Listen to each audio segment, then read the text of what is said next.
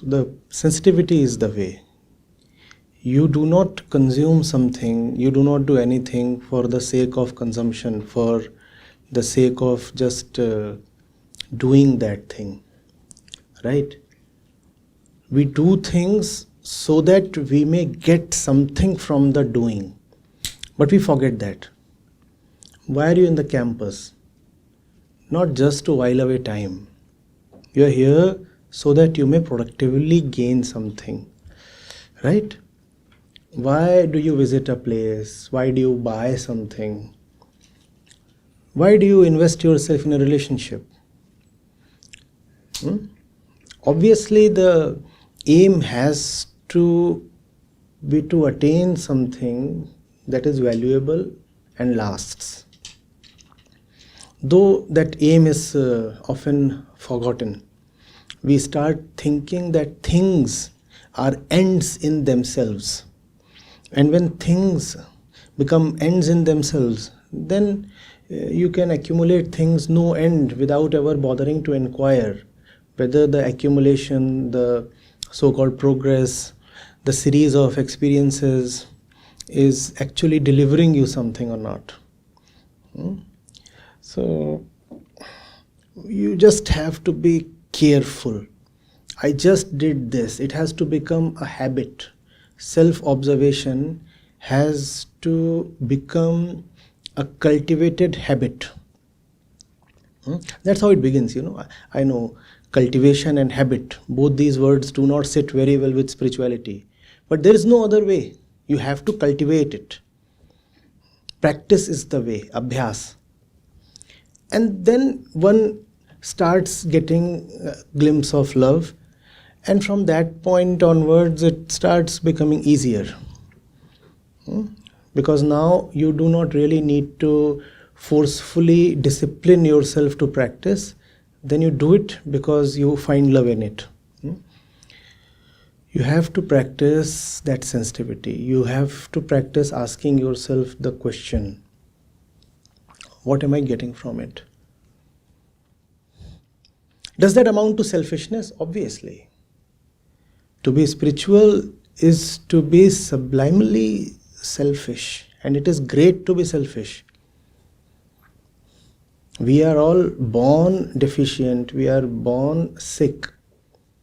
It is our responsibility to selfishly think how to heal ourselves, how to liberate ourselves from the bondages we are encumbered with.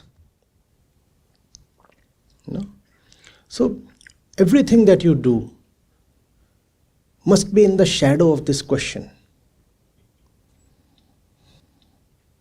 What is it for? My time is limited. What did I do it for?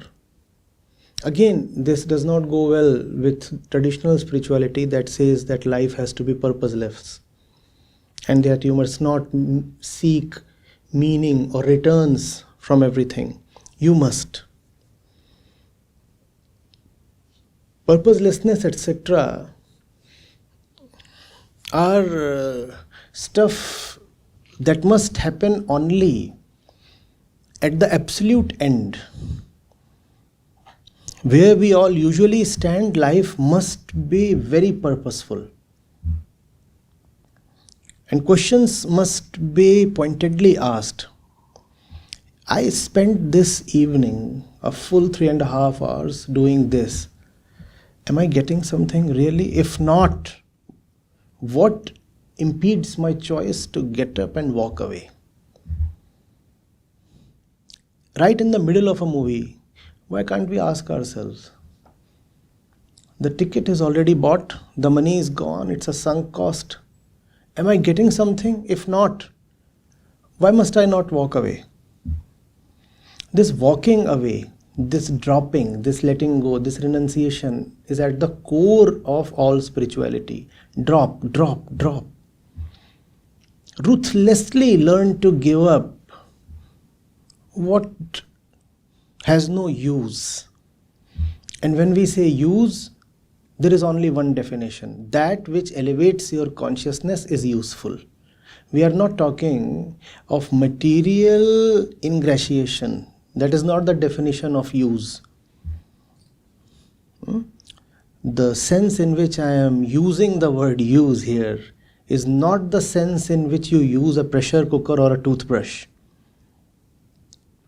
When I am saying something is useful to you, what I mean is that that something is a resource, a means, a method to help raise your consciousness.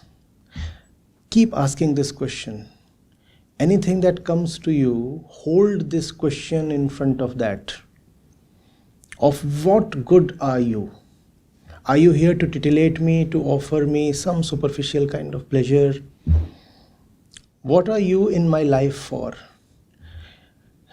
And parallel to this runs the question, what am I in this life for? What I am on this planet for? What I am in this body for?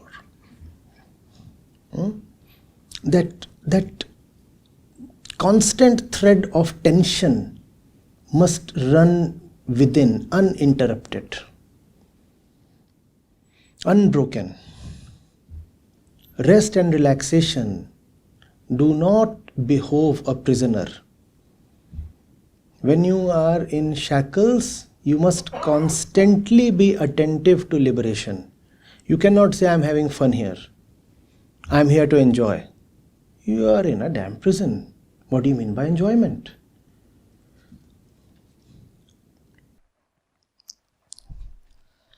If I could ask about something else, the discussion around selfishness that we had, kind of reminded me that we should probably be talking about care also, because the way I understood you're talking about selfishness is to put oneself first. It's not that? Okay, so if I understand... The definition of selfishness is knowing the self is selfishness. Okay. But putting oneself first is an act. Isn't it an act? Which self first? There are two selves. The self that is impure and currently exists, the other self that is pure and possible but fleeting to the current self. Which self? When you say oneself, which of the two are you pointing at? I don't know. I'm pointing to the impure self. So that... What if it's pure for me? It is pure for the impure thing. And the impure thing, in its deep heart, does not want to stay impure. What you have come to is a very beautiful psychological point. It might be impure, but what if I have no problems with it? What if impure itself is pure to me? The answer is, impure might be pure to your conditioning. It cannot be pure to you. It is not your nature to stay impure. Something within will keep objecting, will keep remaining disturbed and dissatisfied if you stay adjusted to the impure. On the surface, your life will appear all right, adjusted, normal, even happy. Within, there will be turbulence. But who decides this? Only if you. It doesn't happen. Only you. Okay. Only you. It is purely subjective. If it is not happening to you, then you are blessed. If in spite of impurity being present, there is no repulsion within, no dissatisfaction or rebellion within, then you are blessed. Okay, just one more thing. So would that be kind of being honest to myself, or would that be ignorance? Obviously ignorance. And therefore ignorance is bliss. Okay. Where it's folly to be wise. It extracts a cost. Wisdom is not so cheap. It's economical to stay in ignorance.